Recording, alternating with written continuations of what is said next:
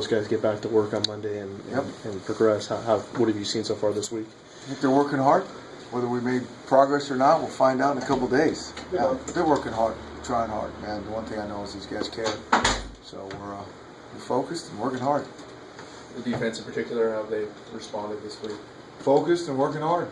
Yeah. What do you see on Marcus and his response this week after what happened Saturday? Yeah, not really. We'll talk about that later. Cyler and his development. Coach Smith yesterday was talking about, again, as you addressed, Monday was a good game, not great. What are the steps you like to see from him in the passing game in particular? Yeah, we need to be able to throw the ball a little bit more than we did. But I thought he did some good things. He competed hard and made some plays, and you got to see a lot of things to get into a rhythm at that position. And I thought he made progress. Is that mostly timing stuff with receivers or? Well, it's everything. Hanging in the pocket when he should. And that's always a fine line with a guy that can run a little bit. To hang in there, hit a check down, or should I get out and get some yards with my legs? And I think a guy that's athletic, that can be a lot harder from a guy that knows that's not his deal. And so a real fine line there, and he's going to, that's going to be part of his maturation as a passer in the pocket, is to hang in there, know when to hang in and when to get out. From a defensive perspective, Coach Cho said he wanted to get some of the younger guys playing in the first and second quarter so they didn't wear out Howley and Danny. Is that something that you wanted to see and would like to see? Well, I think Howley and Danny are playing, at a good level. I don't think they've necessarily worn out, but I do think it's important for us to get a lot of guys in the game and develop some depth. You mentioned post game that you like Howley more when he's rushing the passer. There be any adjustments in that regard of sending him more, or is it too early? Well, we'll see. I mean, the position he plays, sometimes he rushes, sometimes he doesn't. I mean, what he does well is rush the passer. Not that he can't drop, but I think he's more of a factor and impact guy when he's rushing the passer. And just talk a little bit about just offensively. I mean, you've kind of seen both sides of the spectrum. Do you expect them to maybe settle down a little bit more, and you won't see maybe as many extremes from one game to the next? Yeah, I mean, I think this is, and again, I never know how these darn games are going to go, but I would suspect that out of this game, somewhere in between the first and the second game. I think Illinois is very stout on defense. I think the corners play, good tight coverage, and they're strong up front. So this is kind of a different unit that we haven't seen yet in Game 3.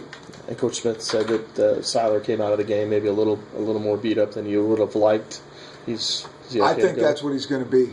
Yeah. I mean, you run the ball, you carry the ball, you run around. I mean, you're going to get bumps and bruises. I mean, that's part of the game. And so, sometimes maybe he gets out of bounds a little quicker, slides, those type of things. But when you carry the ball, you're going to get hit. So, yeah. Illinois still line up in some of those crazy offensive formations? So their offense is different than it was last year, but yeah, they're very formation oriented. They're game planners. They do a lot of different things game to game, and there's a lot of offense there. They've had both fourth quarter comebacks to get their 2 wins. Did you notice anything on film between the first half and the second half, or even in the fourth quarter alone, that changed that much? I just thought they played hard. I think on offense they did what they needed to do to score some points at the end there, and I think anytime you can, win in the fourth quarter, that says something about your team, and they've done a good job about that. Is there anything in particular that you've seen from their quarterback who just has looked very good? I agree with you. I think he's a good player. He's a good player in high school, and he's a really good player now. And I think when it's all said and done, he'll be, one of the top quarterbacks in college football. I think he's a sophomore. He's got a lot of football ahead of him, and the way he can throw it, his arm strength, and all those things, he looks really good. For like those who haven't seen him, is he a runner, a scrambler? No, he's kind of a pro style, big, tall guy, strong arm, hangs in the pocket. He can move, but their offense is set up around him, being a pocket passer, and does a great job of it. Anything like what you saw last week, or just totally different? No, they're different than the last 2 weeks. So, yeah. So we need Husky Nation loud and clear, trying to rattle that offense as much as we can. And like I've said before, I think noise is a tough thing to deal with over the course of a game. And, no better place than Husky Stadium to have a little noise issue, huh? Did you go back and look at film at all of Wes Lunt at Oklahoma State? Is that doing good at this No, point? no, we watched the first 2 games and what they're doing, and we know he can throw without question. So we studied scheme.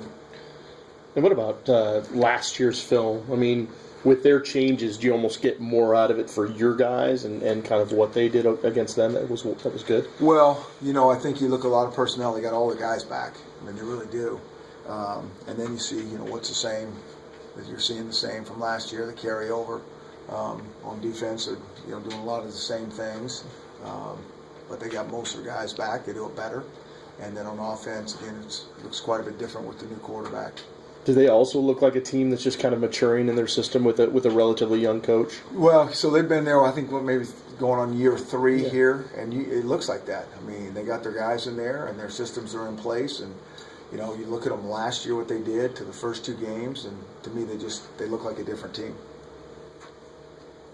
Is there any resolution at all on Derek Brown's suspension? Everything's still the same there? Yeah, still holding tight on that. Yeah. Anything on Perkins? Any progress there? Well, we're still week to week on him. Yeah, we'll just see. I mean, he's close, so we'll be back in the mix sooner than later. Is there anyone else that's a potential game time decision? Yeah, we don't. Again, and it's not for you guys. We just don't talk about those type of things. That's an advantage of the opponent, and so I'm not trying to hold anything. If I didn't think it'd help our opponent, I talk about everything. So the stuff that's something we just don't talk about. In terms of actually kind of the helping opponent or not, kind of giving them an advantage, you closing practice and some still keep them open. Is that a your decision? That's not yours. That's my decision. Is that why is it to not put you guys in such a hard position? So you guys come out there just see who's hurt and not playing, and it's hard for you guys not to do that, and so it just makes it easier on everybody. And what about the conferences, the Big Ten conference's decision to their policies in terms of availability and players and things like that? I don't know anything about the Big Ten. I just know what we need to do and kind of do that. Yeah. Good.